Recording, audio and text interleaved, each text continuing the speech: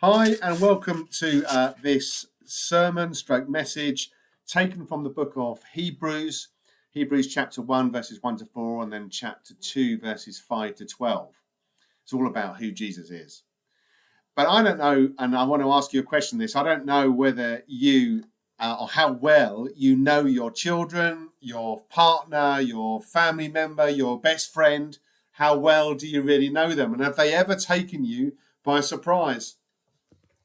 Now, my daughter, when growing up, always said that she wanted to be a nurse, and that was no surprise to me. But it's as she has fulfilled that calling, that role, she's now a senior sister on a ward in Sheffield, and her area of expertise is large wounds, amputations, and large gaping wounds, and that's what she finds the most interesting. And if you'd have ever asked me as she was growing up what she would be interested in, that would be the last thing that I would have thought of.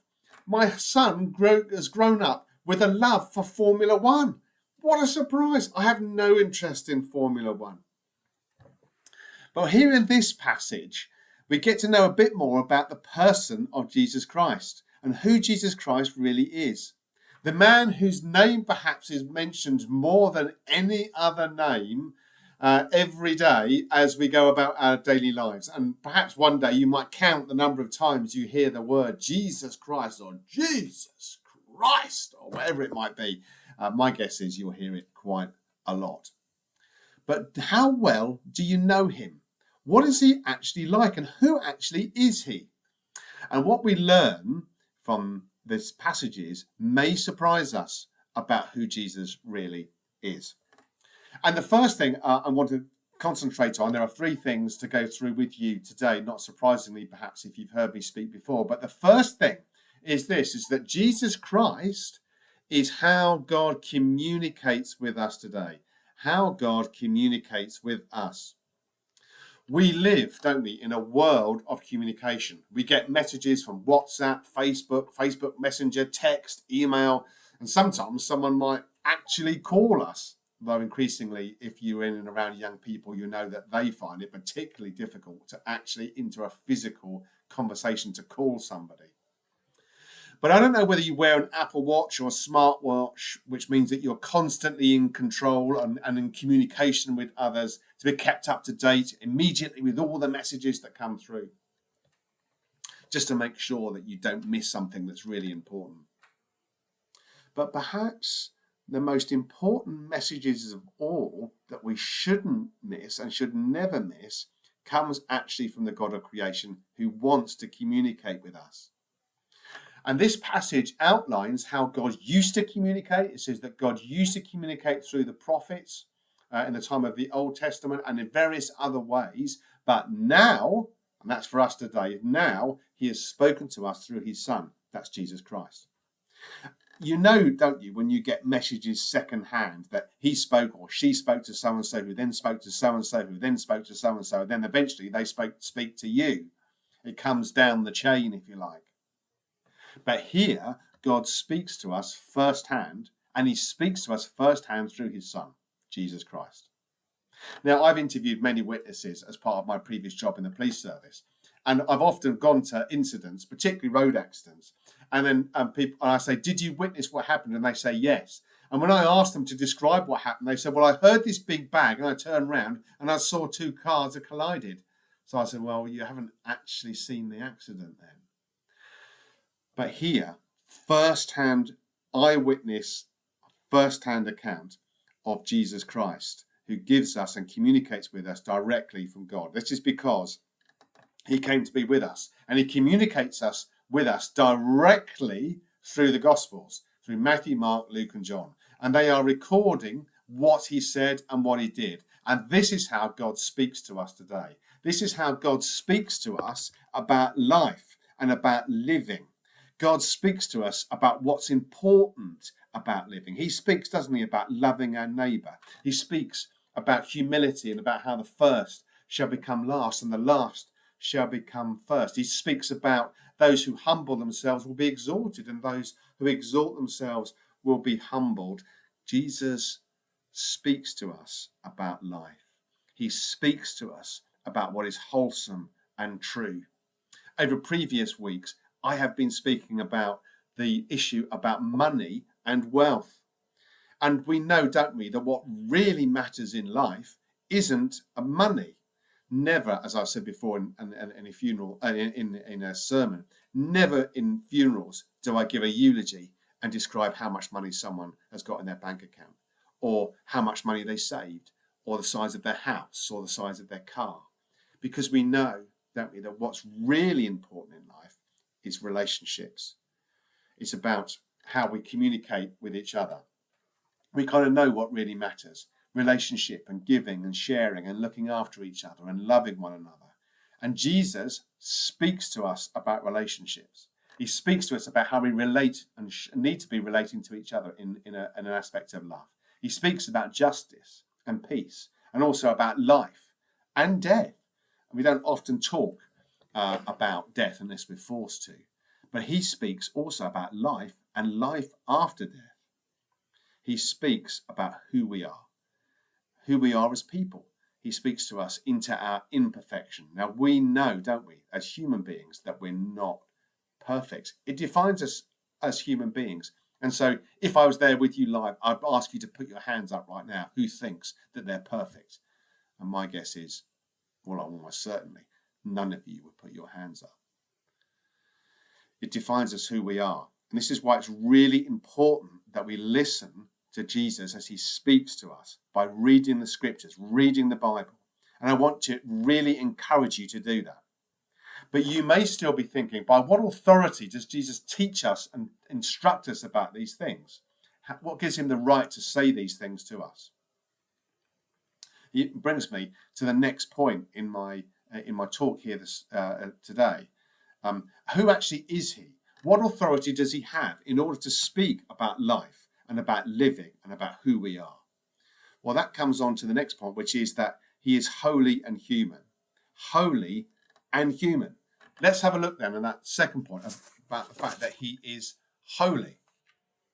Now, if I asked you what people, or even what you and who you think Jesus really is, I might get a range of answers. If you ask people outside the church, you get a massive range. You get from a good teacher, a prophet. You might get the fact that he existed, or some people will even deny that he ever existed.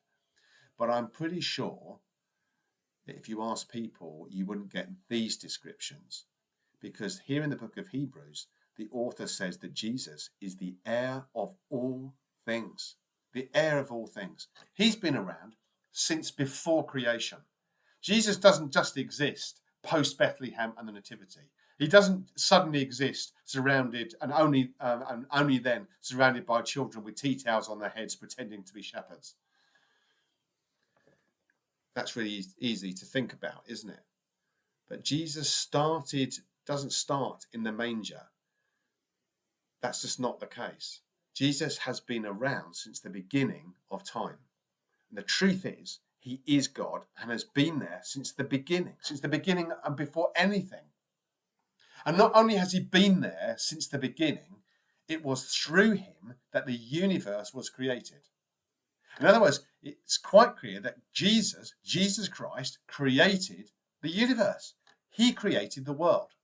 He's the source and instigator of creation. All the mountains, all the seas, all the animals, all the whole of creation, Christ created that. Now, I want to ask you for a moment to think of a most beautiful view. The most beautiful view that you've ever seen, whether that's mountains or rivers or forests or trees or seas or the coastline or wherever it might be. Just hold that view in your head for a moment. And as you think about that view, Jesus Christ made that. He created the mountains, the seas, the rivers, the forests, the coastline, etc. But not only is the heir of all things and the creator of all things, he is the radiance of God's glory. Now, it is the case that the glory of God, particularly in the Old Testament, if you saw the full glory of God, you instantly perished. You died. It was that intense. People hid their eyes from the glory of God for fear of death. But here we learn that Jesus is the radiance of God's glory.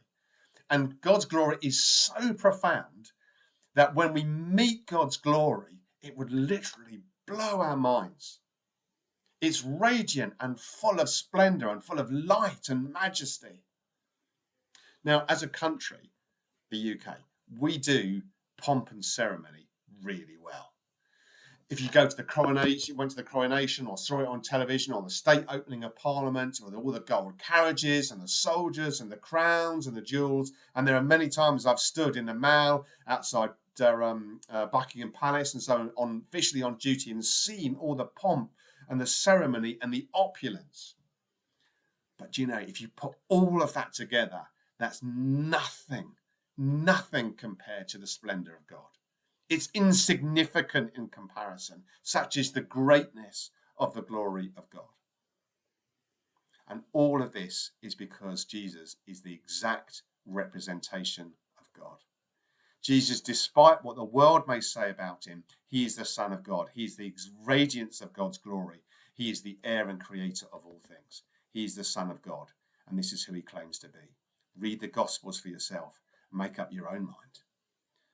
But there is more, because he also not only is the heir and creator of all things, but he sustains all things by his powerful word.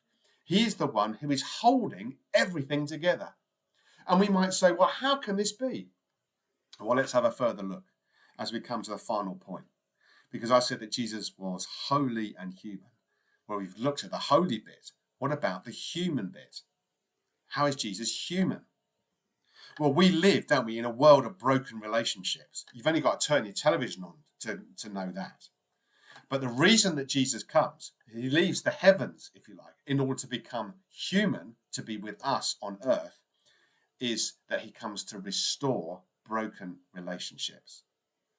Now, I know that there are always two sides to every story. I'm old enough and wise enough to know that there are always two sides to a story.